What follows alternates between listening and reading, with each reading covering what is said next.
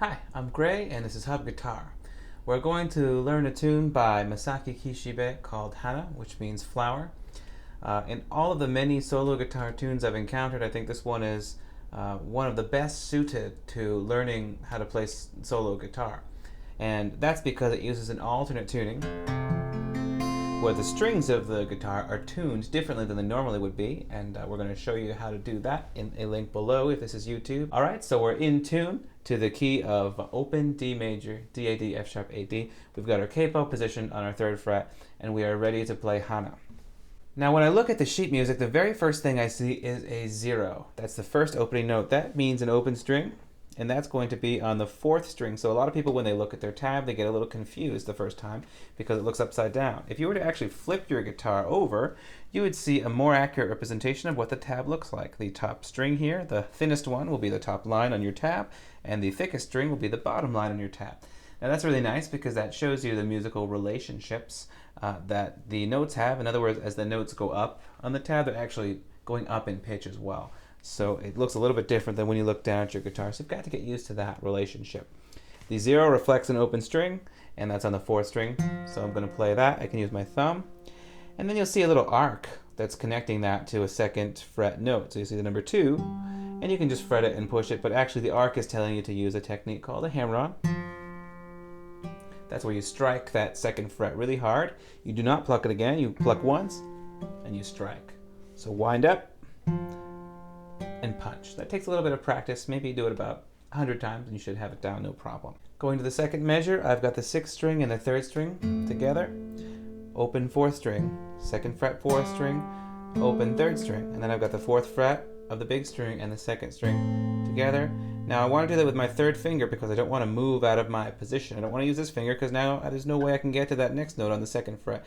And you'll see that I like to put that 2nd fret note down and hold it with the note on the 4th fret because this is sort of turning into a chord. I don't just play it and walk away. That will make my playing sound very choppy. I want it to flow and blend together.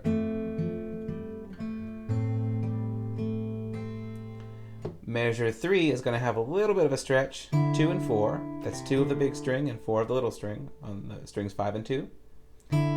Now I'm going to hold that in such a way that I can actually pluck around to get those other 3 open strings. Again, I don't want this.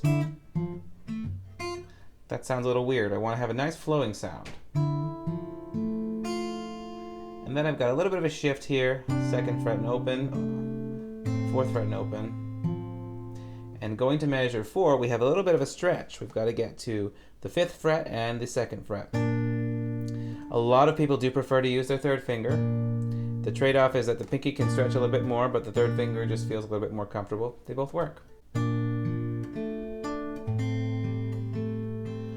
Now I want to do 1st finger on the 3rd string on the 1st fret, 2nd finger on the big string on the 2nd fret. A lot of people mess this up with their right hand now because this particular combination of strings has not appeared yet, very often at least. So a lot of people will play the wrong strings. They'll push this correct strings, but they'll play the wrong strings. So keep that in mind that your picking hand's got to be playing the right strings. So that's the first phrase.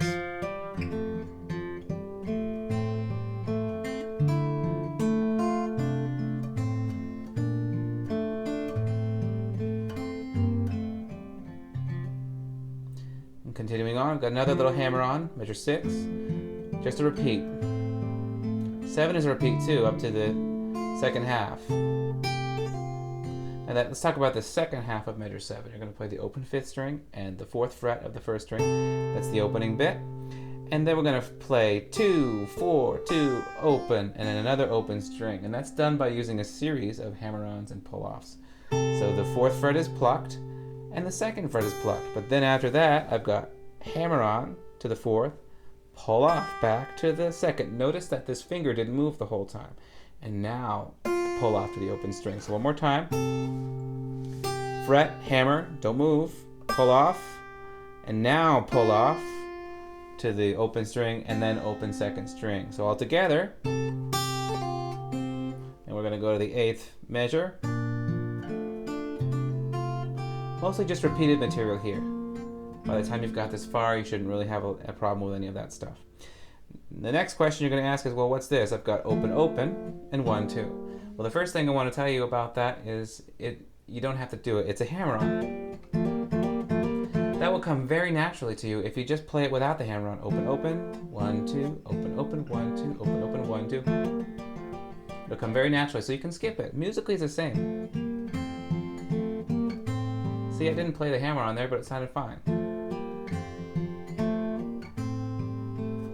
And if you're concerned about one of these small techniques, you want to stop and do it about 100 times. That's how people get good at music.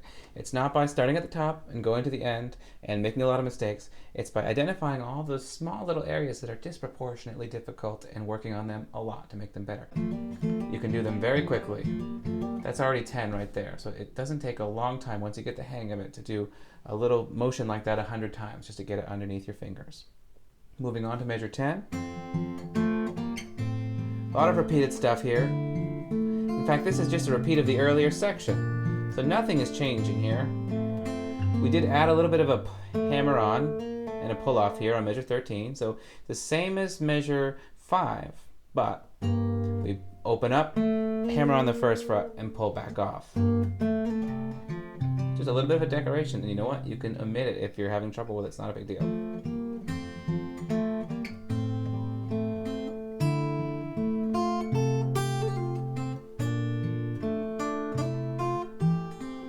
Nothing new here. So that concludes what I call section A, the first 17 measures of the tune. So what I think you should do is really practice that section and get it down good before you go on to the next section. Here's section B of Hana. This starts at the very end of measure 17 with 2 notes. Those are called, you might call them pickup notes. They sort of cue that the next section is starting because that melody is part of measure 18. So you've got a little chord there. Now if you see an arrow on your tab pointing up, that means to slightly arpeggiate the notes of that chord. And you can just do that by brushing down. You can do it with a little flick of the wrist. That's how I like to do it. Or here's a super big secret that's going to take you 20 years to learn. You don't have to do it. None of the stuff written on the tab needs to be done. You can play it however you want. That's what I do. That's what everybody does when they learn music. They make changes to it. So if you find that difficult, just skip it. Now, measure 21 has a note in it on the 3rd fret of the 5th string. And the first time you play that, especially if you're going at a slow tempo, you might think, that's kind of wrong, isn't it? Because you play this. It's actually out of the key, but it's not wrong, it's correct. It's just going to sound a little bit different, so keep that in mind. You're playing it right. Now we're going to learn the most difficult, or one of the most difficult parts of Hana, which is measures 22 through 25. What I recommend you do is you take the chords on beats 1 and 3 of each measure and study them separately. So on beat 1 of measure 22, I've got my stretchy chord.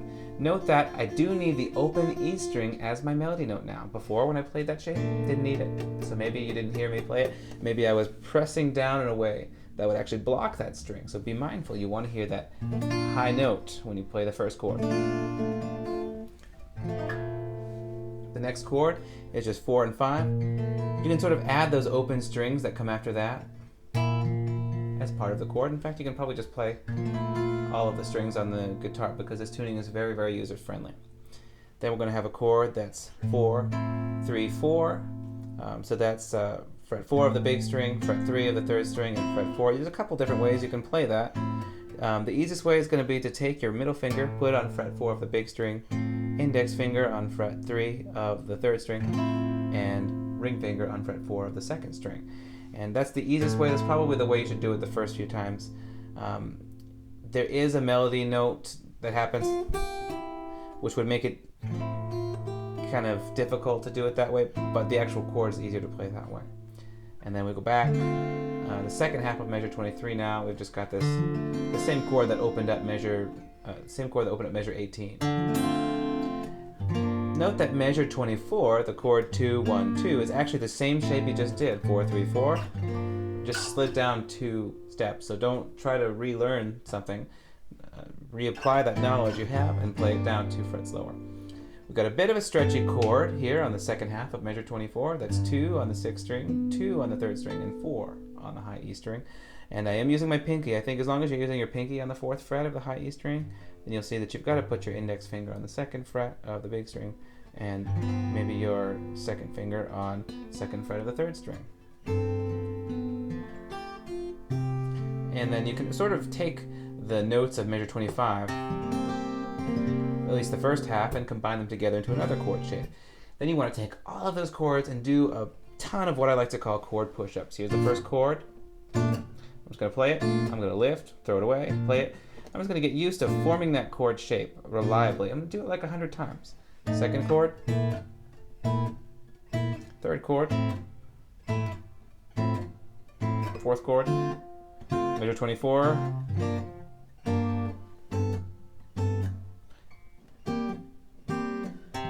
So you want to just think of that as a chord progression. You could even strum it.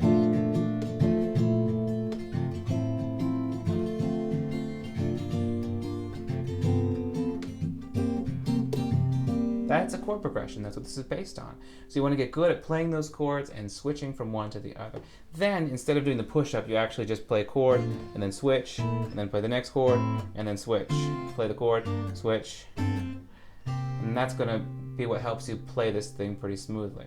So now going back to measure 22, I'm going to walk you through playing with the chords. So just some open strings there. Make sure you drop your wrists down so you can get those fingers nice and straight. And some more open strings. This is measure 22, second half. So we've got chord and some more open strings. And then measure 23, we've got this shape. Remember that I said that you can play it with second, first, and third fingers. That makes it a little bit harder to play the melody. So there's a trade-off there. If you play it with your third, second, and fourth fingers, so that's ring, middle, and pinky, then you can very easily play that melody. The trade-off there is that's actually going to be a little bit difficult to get that into position. So you're up here. So that transition from the previous chord to this chord will be harder if you use this fingering. So there's not always one right way to finger something on the guitar. You've got to try a different method. We've got the stretchy chord, measure 25, little hammer on, and then we go into measure 26, and that's all going to be pretty much the same stuff. In fact, this is basically a repeat. Now we've got this hammer on thing again, but this time it's 7 and 4. That's actually the same exact hammer on and pull off sequence we practiced all the way back in measure 7. And then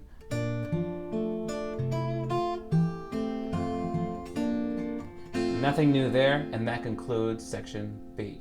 Let's take a look at what I call section C of Hana. This starts at the end of measure 29 with those two pickup notes, those 4th fret on the high E string going into the chord. Note that you want to use the same finger for those two notes that you're going to use to play the upper note of the chord to follow on the very first beat of measure 30. It doesn't make sense to go, why would you do that when you can just use your first finger and you've got that chord all set up nicely. Measure 30 is pretty easy. Just remember that the very last note shifts down a half step from that original chord shape. Let's take a look at measure 31. This one's actually a little bit harder to look at than it is to play. So it starts with 7, so going pinky on the 7th fret of the high E string, and then you're going to want to put your index finger on the 4th fret of the 2nd string. So you notice that we've got this almost mini chord shape here, and you'll see a slide from 4 to 2 on the 2nd string, but what you don't see, and what's not really that intuitive, is that your pinky should probably also slide along with that index finger, because you've got to maintain the integrity of this shape if you want to play 5 and 2 on the end of 2. So you see that 5, 2. So we've got, and you want to just practice moving that shape up and down and back and forth. You can even make your own little song out of it. Again, do it 100 times. Note that also the frets get slightly larger as you move the shape down. So a lot of people, the first time they do this, they'll end up kind of on the wrong shape because the actual frets are getting a little bit bigger here. So watch yourself and maintain the correct size and integrity of the shape. You're going to do that by very, very, very slightly expanding your fingers as they slide down. Very, very slight. So now the second half of measure 31 is a bit of a tricky one. So you're going to play 4th fret with open and open. You're going to probably want to use your 3rd finger to do that. And then you've got a bass note with a 2nd fret, hammer on. Pull off back to the 2nd fret, open, And then you want to use your middle finger to play the 4th fret of the big string, and you're going to play that with the 2nd fret, 2nd string. So we've got, the reason you want to use your middle finger is because that's probably the finger you're going to need for the very next bass note on the 6th string, the 5th fret of the 6th string, on the first beat of measure 32nd. You're going to just slide that finger up to get to the 5th fret, and that's your next chord. So if you use any other finger, you've kind of made a bad choice, because now you can't easily switch to the next chord shape. Here's another little secret. You can erase that little 4 on the 6th string at the very end of measure 31 and play it without it. No one's really going to know if you do that.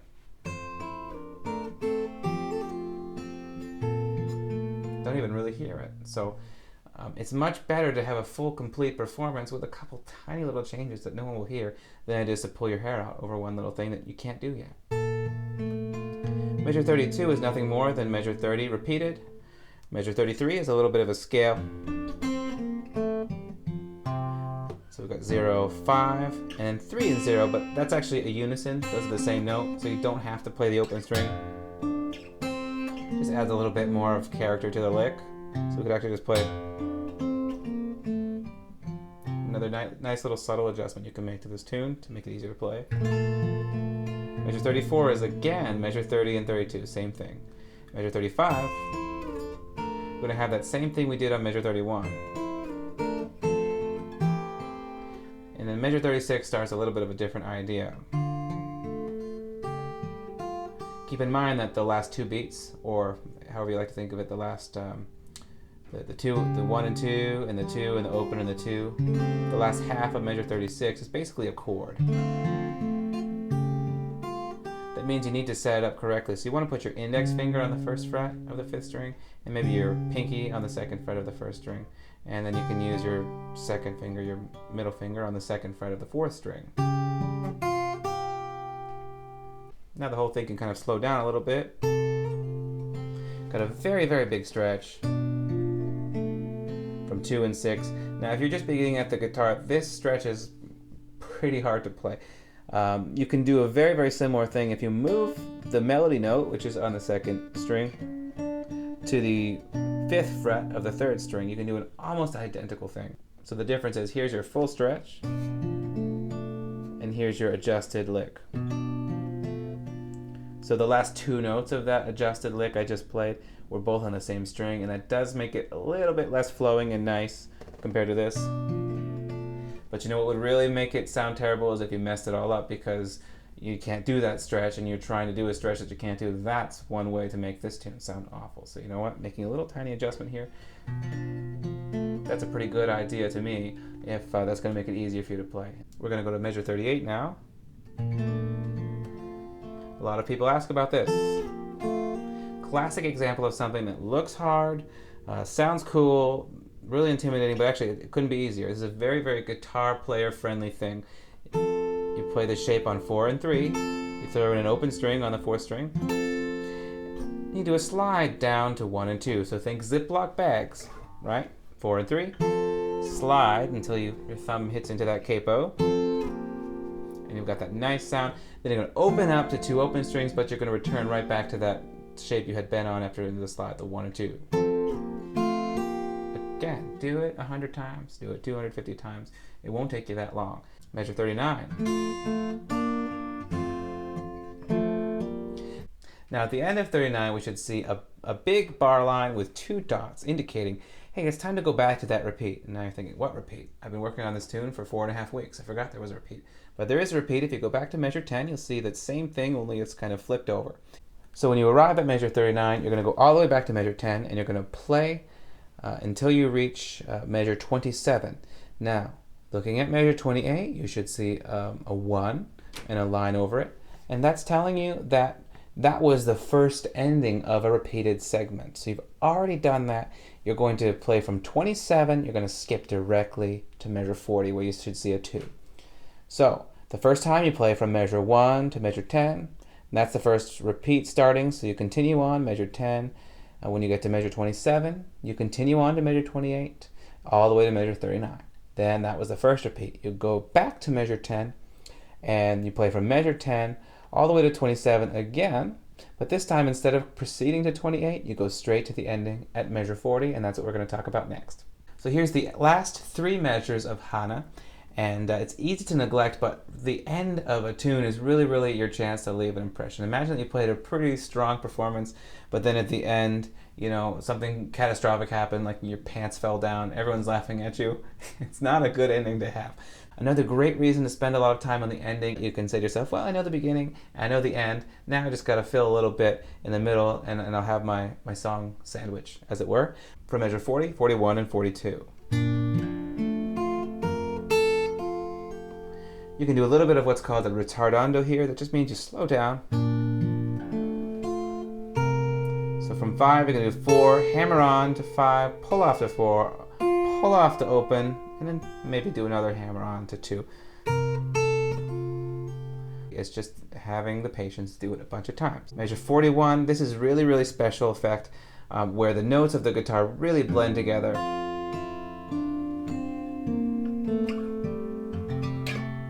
And the way we achieve that is we want to make sure that each note has maximum lifespan. So open, open, no problem. 4 and 5 I've set up with my index and middle fingers. Now I lift up my index finger because I need the open second string, but notice that I do not lift up my middle finger. I like to leave that there so that note lasts a little longer, and instead I jump my index finger over to get to the next note I need. Now I finally lift up the 3rd string, go down, and then I play 0, 0, 2.